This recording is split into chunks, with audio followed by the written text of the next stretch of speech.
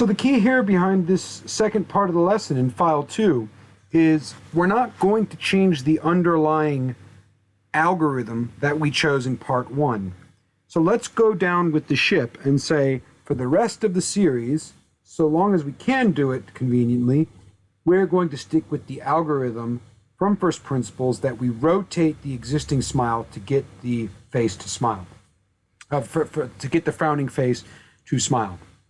So we don't really need to go back to the drawing board right away here. Remember last time the first thing we did was describe things on a very, very high level. We said that you could rotate it, mirror it, or draw a new smile. In this case, we already did that. We say we're going to rotate it. So what was the second thing we did last time? The second thing is we opened up the file and we investigated what kind of data we've been given. So we have to do that again. So again, let's extract the file. And let's open it up.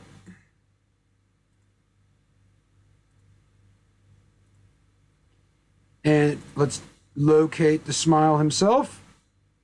Now visually this looks a bit different to us, but again our instinct should be to come in here and do what as a first port of call?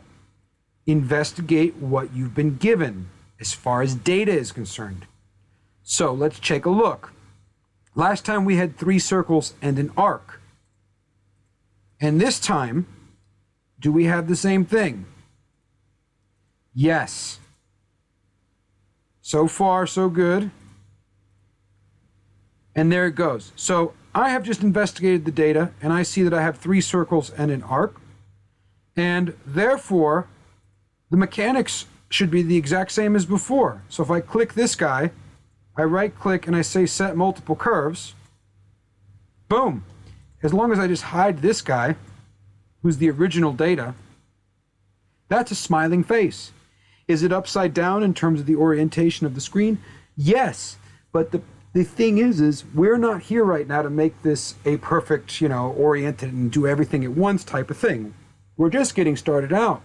And as such, we don't want to be sitting here and focusing in on too much at once. We just want an algorithm that is going to work and play by the rules that have been specified, which is, a little bit about the previewing and everything like that.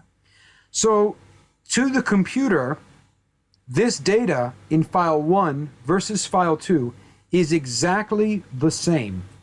To you, it is different.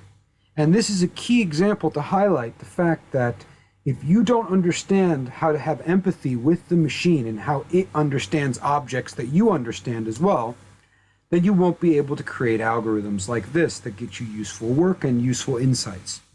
So in this situation, really, it's again reinforcing the methodology from before, that you start on paper, which we already did, determine on paper what your algorithms should be, and then go and inform that algorithm by what type of data you've been provided.